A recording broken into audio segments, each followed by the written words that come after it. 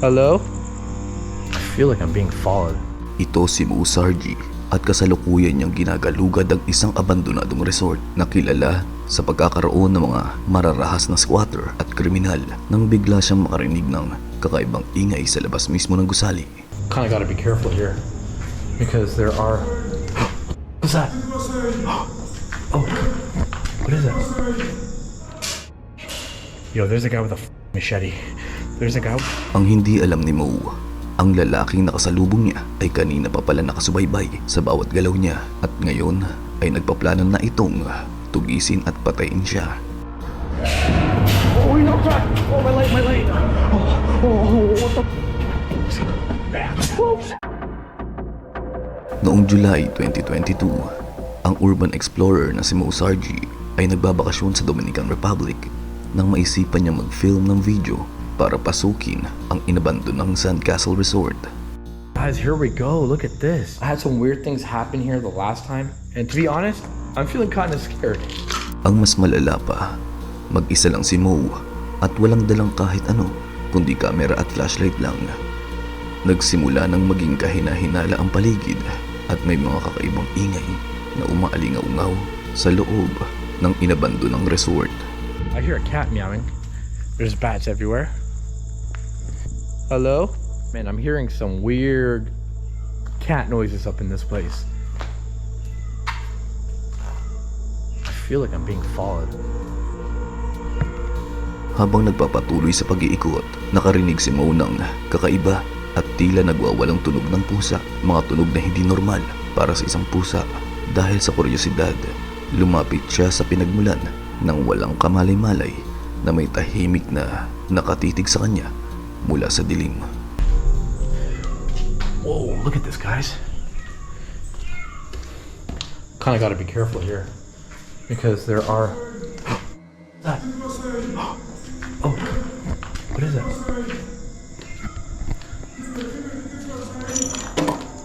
Hello? Oh, what the Hey, man, Hey, I don't mean any trouble, man.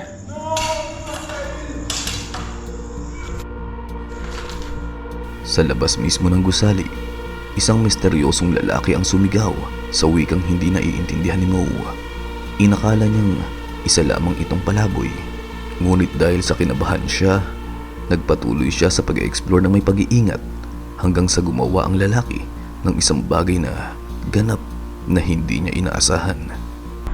Okay. Oh, he's coming. Yo, man, I don't mean you any harm, bro. I'm just making a video. Oh, no. Please, yo, dude, why do you...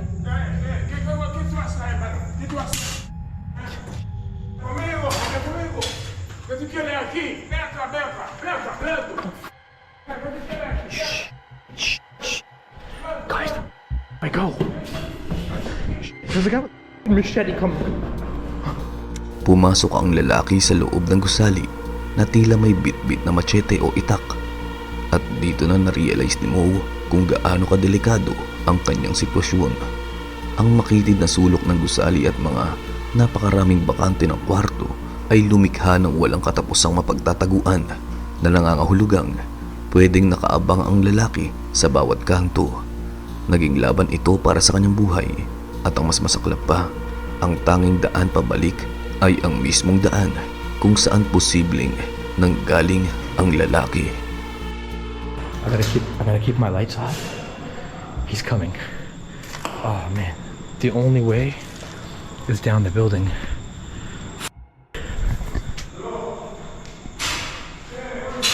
He's looking for me.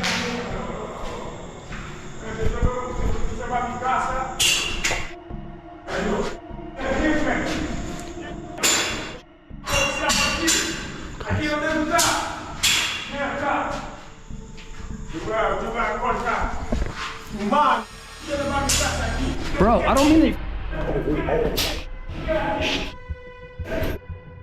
Yo, dude, chill. Dude, chill. What the? Okay, I'm keeping my lights off. sa pag-aakalang natakasan na niya ang mapanganib na lalaki, nanahimik si Mo at pinatay ang kanyang flashlight para magtago. Ngunit pagkalipas lang ng ilang minuto, natuntun siya nito.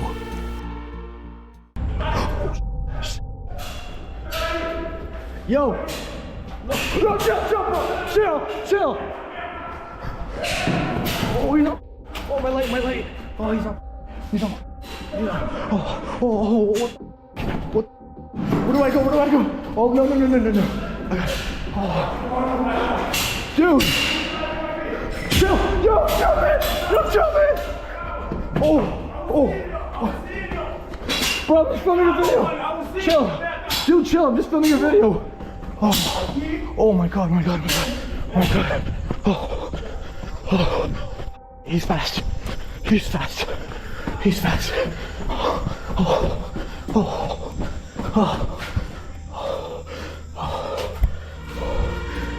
need this corner. Matapos ang isang nakakapangilabot na habulan kung saan bahagya pa niyang naiwasan ang mga taga ng machete, nagawang malagpasan ni Mo ang lalaki at nagtago sa isang madilim na sulok. Umaasang ligtas na siya, ngunit hindi ganon kadaling takasan ang isang katulad nito. There he is.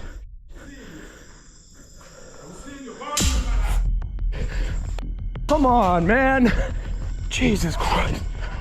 Jesus, he's pissed.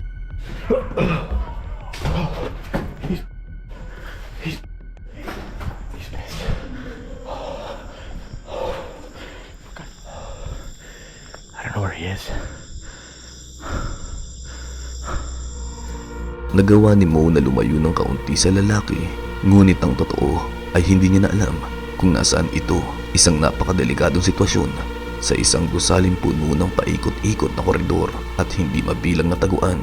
Mas lumala pa ang sitwasyon dahil ang tanging paraan para makaligtas ay ang marating ang kanyang sasakyan, ngunit ang pagpunta roon ay nangangahulugang kailangan niyang tumakbo sa mismong lugar kung saan posibleng nag-aabang ang lalaki.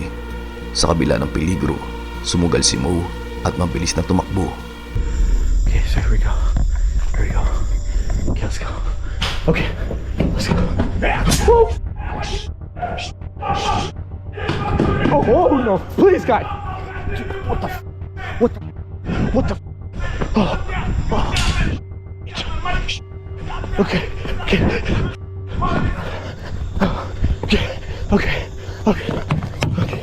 Where are my keys? Please, where are my keys?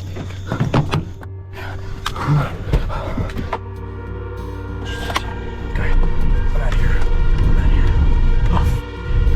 Matapos ang isang nakakakabang sitwasyon, sa wakas ay nakabalik si Mo sa kanyang sasakyan at ligtas na nakaalis. Ngunit nang i-upload niya na ang video, agad na napansin ng mga manonood ang mga nakakakilabot na detalye na maaaring hindi niya lubusang nauunawaan.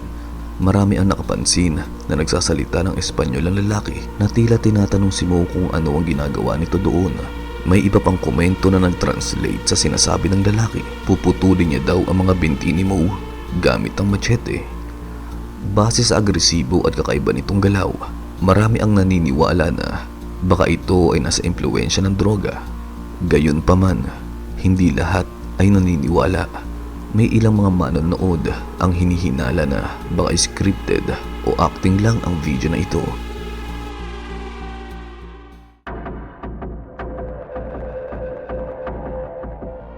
Noong March 2022, ang YouTuber at urban explorer na si Jared Coker ay nag-film ng video habang ginagalugad ang isang inabandonang factory ng pagkain ng mga aso. Ang inaakala niyang mapayapang pag-explore ay mauuwi pala sa mga banta sa buhay at maging sa pamamaril ng dalawang teenager. Narito ang ilan sa mga video. Ah, yes, there she is. It's legit crazy just being back here. I guess for the second time, we'll start in this building. Okay, I'm in. But I'm like hearing noises and stuff. It might just be the wind. Pagkapasok pa lang ni Jared sa factory, nakarinig na siya ng mga kakaibang ingay, mga senyalis na posibleng may ibang tao sa loob. Habang nagpapatuloy siya, mas marami pang nakakabahalang pahiwatig ang lumilitaw. Ngunit wala rito ang maihahambing sa nakatakdang mangyari mamaya. Oh, locker room. See, that's what I'm talking about. Every now and then there's just weird noises and bangs. I think now I'm gonna move on to the rest of the factory. I'm actually really scared of running into people here, no joke. In spirit of how I did this last time, I'm gonna go right through that window again. Nabanggit ni Jared na natatakot siya makatagpo ng ibang tao sa loob ng factory. At ang mga narinig niyang ingay kanina ay maaaring posibilidad na may mga tao sa loob nito. Nagpatuloy siya sa ikalawang gusali nang walang kamalay-malay na nasa labas mismo ng gate ay mayroong nag-spray paint ng mga salitang use of deadly force. Isang babala na maaaring mangyari sa kanya mamaya. Here we are. It looks just as cool as I remembered from here. I'd say it's time to go into the creepy part, a part where it's all pitch black and burnt down. Whoa. I actually don't remember this. Like I said, this place is crazy. It just surprises me everywhere I turn. Uh-oh. There's a car right there. Habang ginagalugan ni Jared ang palapag ng gusali, napansin niya ang isang sasakyan na nakaparada sa main gate. Noong una, hindi niya ito binibigyan ng pansin hanggang sa isang lalaki ang bumaba at binuksan ang gate. I can't figure that should be too much of a problem for me though, because the way I'm gonna go out is completely circling around here like I did to get in, so... Oh, they're out of their car. Oh, they're coming in the gate. They're coming in the gate. On second thought, I might just want to wrap this up a little quicker here. I want to see where he goes though. Yeah, if I'm gonna leave here, I'm gonna need to know exactly where he's headed towards.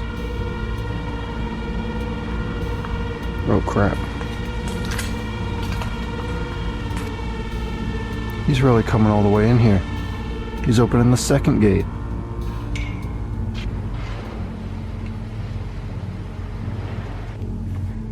Now I'm really concerned.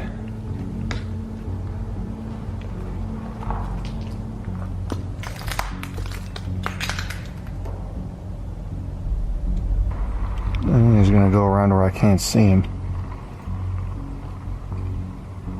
Huh. I really do gotta get out of here now. Nawala ang sasakyan sa loob ng compound ng factory. Kaya naman lalong kinabahan si Jared at na-realize na ang kailangan niya ay umalis sa lalong madaling panahon. Wala siyang ideya kung sino ang lalaking ito. Nagsimulang bumaba si Jared sa gusali at hindi nagtagal ay nakarating sa isang kwartong maraming bintana. Pagtingin niya sa labas, muli niya nakita ang lalaki. Ang hawak ng lalaki ay agad na nagdulot ng matinding kaba na nagpabago sa kanya mula sa pagiging isang estranghero tungo sa isang seryoso at totoong banta.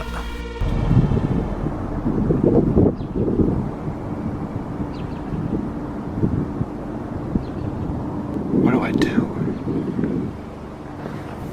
I couldn't tell what he was holding.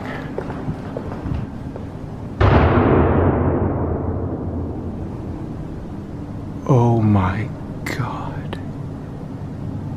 Was that a gunshot?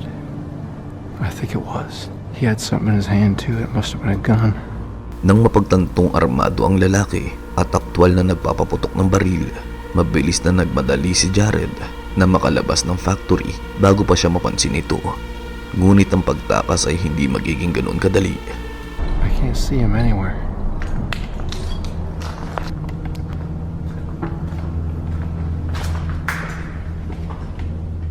Okay. Now we're going back down to the first floor.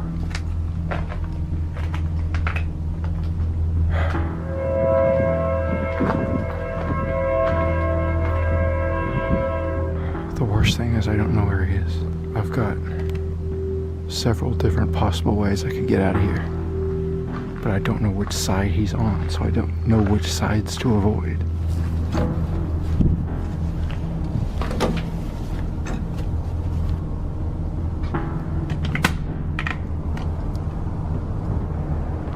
I don't see him anywhere.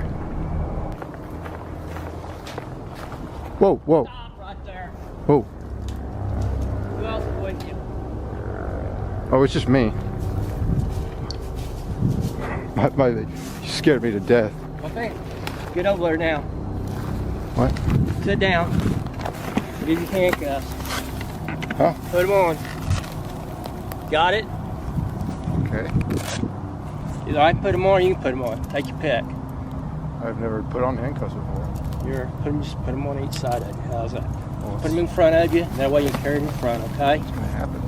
But what's going to happen is the police is going to come and then you take your name and they'll get you for criminal trespassing. It's nothing these days. A lot better than me shooting you, isn't it? Is that what I heard? Yeah, What'd you shoot at? shoot it. See people, I shoot at them. There If was they another- run, you shoot. There you go. Habang tinututukan ng lalaki si Jared ng baril, nagbabanta rin itong babarilin siya nito at pinipuwersa siyang pasuotin ng posas. Walang kamalay-malay ang lalaki na nagre-record pa rin si Jared. Kaya diretso pa rin sa pagsasalita ang lalaki. Binanggit din ito ang kanyang pananabik tungkol sa pamamaril sa tao. Walang kamalay-malay si Jared at ang lalaki na ang recording na ito ay magiging isa palang malakas na ebidensya tungkol sa mangyayari mamayang gabi. Don't you see?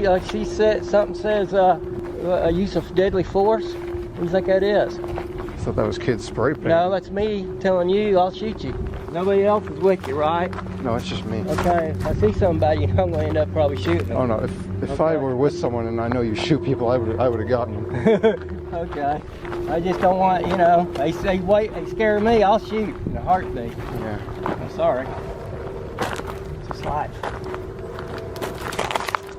What we're gonna do is we'll throw your camera and your bag in the trunk, okay? I'll put my gun in there too. All right? We'll get in a little red car. Let's drive up here. Set everything out. Police will come. They'll ask you for your driver's license. And they'll give you a little ticket. Dito na natapos ang record ng video ni Jared nang pilitan ng pasakayin ng 64 years old na may-ari ng inabandonang factory at itinurn over si Jared sa mga pulis. Isa pa sa mga nakakabahala na gesture ng matandang lalaki sa harap mismo ng dumating na pulis ay lantarang nagbanta si Thomas na babarilin ang sinong papasok sa kanyang ari-arian. Lalo pa mat may dalawang teenager na nakitang naglalakad patungo roon. Sa kabila ng malinaw na babala ng matandang lalaki ay umalis ang mga pulis kasama si Jared. Kinagabihan ay nagkatotoo ang sinabi na banta ni Thomas. Hinanting niya at binaril ng 6 na beses gamit ang shotgun ang dalawang teenager. Bagamat mapalad na nakaligtas at hindi kritikal ang sugat ng mga kabataan, nahatulan lamang si Thomas ng 2 taong probation para sa 2 count ng aggravated battery. Nakakagulat na hinayaan ng mga pulis ang sitwasyon sa kabila ng banta na nagpapatunay na ang mga urban explorer ay madalas na nahaharap sa matinding panganib. Bago tayo pumunta sa huling part ng video at gusto mong suportahan ang ating channel, maaari kang bumili ng aking merch upang tulungan lumaki pa ang ating channel. Ang YouTuber at urban explorer na si Matt kasama ang kanyang kaibigan na si Andy ay nagpasyang galugarin ng isang lumang inabandonang bahay sa United Kingdom. Noong una, tila tahimik ang lahat, ngunit habang umiikot sila sa loob ng bahay, nagsimulang lumitaw ang mga senyales na merong mali. Nang ang aso ni Matt na si Bear ay nagsimulang kumilos ng kakaiba at balisa. This house, straight away, I've got a weird feeling about it. It just feels spooky. off. It is very spooky. It's... What are you doing? What is he doing? I don't know, but you're rude. He's on a proper mad one tonight. Go find him. Go find him. There's something weird about this place. I feel like we've just had the worst start to a video ever. Right, let's get looking around properly instead of just looking at nothing. Napansin ni Matt at Andy ang kakaibang kilos ng asong si Bear na tila may nararamdamang hindi tama gamit ang kanyang instinct at talas ng pandama. Gayunpaman, binaliwala ito ng dalawa at nagpatuloy sa pag-explore. Sa sunod na kwarto, walang kamalay-malay na may nakuhang kakaiba ang kamera at tahimik na palang nawawala si Bear. Not very much in the bottom. Is there anything in the... What was that?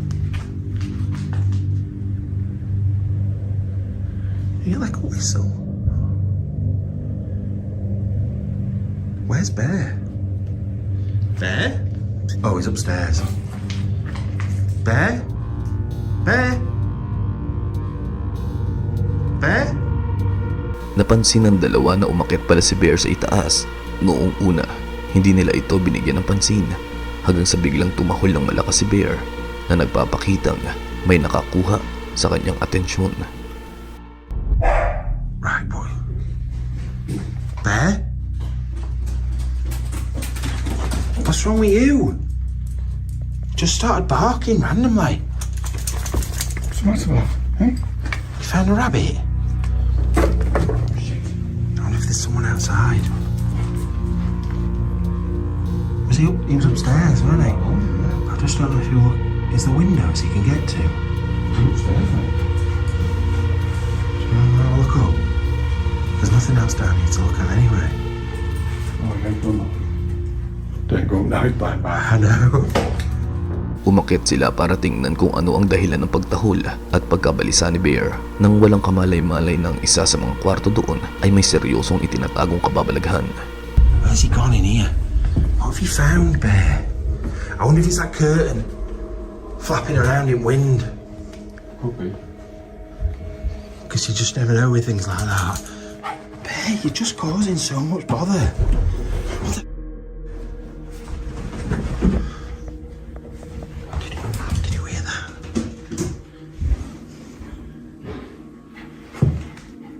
Hello? Hello?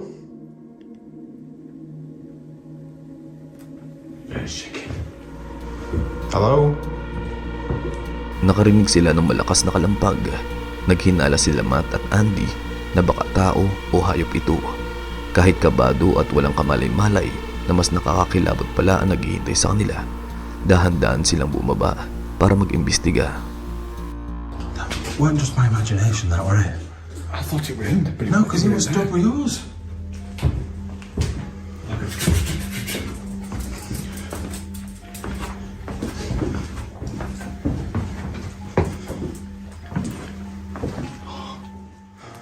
Hello?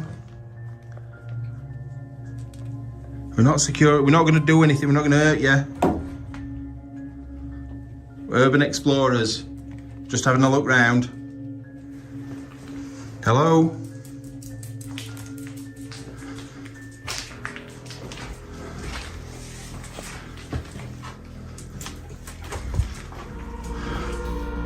Walang nakitang bakas ng tao sa unang palapag sina Matt at Andy, kaya inakala nilang nakatakas na ang gumawa ng ingay. Nang kumalma ang sitwasyon, naalala ni Matt ang kamera sa likod ng nawawalang asong si Bear.